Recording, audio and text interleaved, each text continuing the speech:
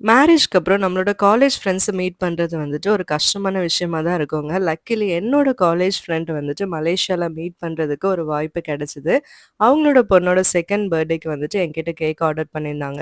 So அந்த பொண்ணுக்கு வந்து கோகோமெலன்னா ரொம்ப இஷ்டங்க. ஸோ அதனால கோகோமெலன் தீம்ல வந்து கேக் கேட்டிருந்தாங்க. பேபி பிங்க்ல வந்து ஃபினிஷ் பண்ண சொல்லியிருந்தாங்க. ஸோ நம்ம வந்து பேபி பிங்க்கும் ஒயிட் காம்பினேஷன்லயும் கேக் வந்து ஃபினிஷ் பண்ணியிருந்தோம்.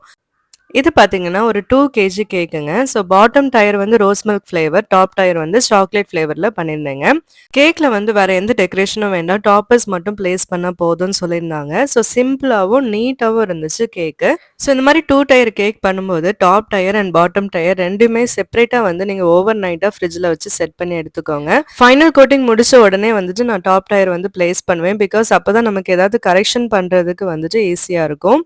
ஸோ இந்த டக்க எங்க வைக்கிறதுன்னு ஒரே கன்ஃப்யூஷனா இருந்தது. ஃபைனலா நான் எங்க தான் வச்சேன்னு சொல்லிட்டு நீங்க ஃபைனல் ஃபோட்டோல பாருங்க. இது பர்த்டே கேர்ளோட பிக்சருங்க. கோகோமெலன் ஃபேமிலியோட பர்த்டே கேர்ள் நிக்கிற மாரி ஒரு அரேஞ்ச்மெண்ட்ல கேட்டிருந்தாங்க. ஸோ நெக்ஸ்ட் என்ன பர்த்டே செலிப்ரேஷன் தான். ஸோ கியூட்டான ஒரு விண்டேஜ் செட்டப்ல ஒரு ஹால்ல வந்து செலிப்ரேட் பண்ணாங்க. செலிப்ரேஷனுக்கு நாங்க ஆளா போய் டெக்கரேஷனுக்குலாம் ஹெல்ப் பண்ணி சூப்பரா பர்த்டேய வந்து செலிப்ரேட் பண்ணிட்டு வந்துட்டோங்க. உங்களுக்கு இந்த கேக் பிடிச்சிருந்ததுன்னா கண்டிப்பா ஒரு லைக் பட்டன் குடுங்க. Keep supporting my channel. Thanks for வாட்சிங்.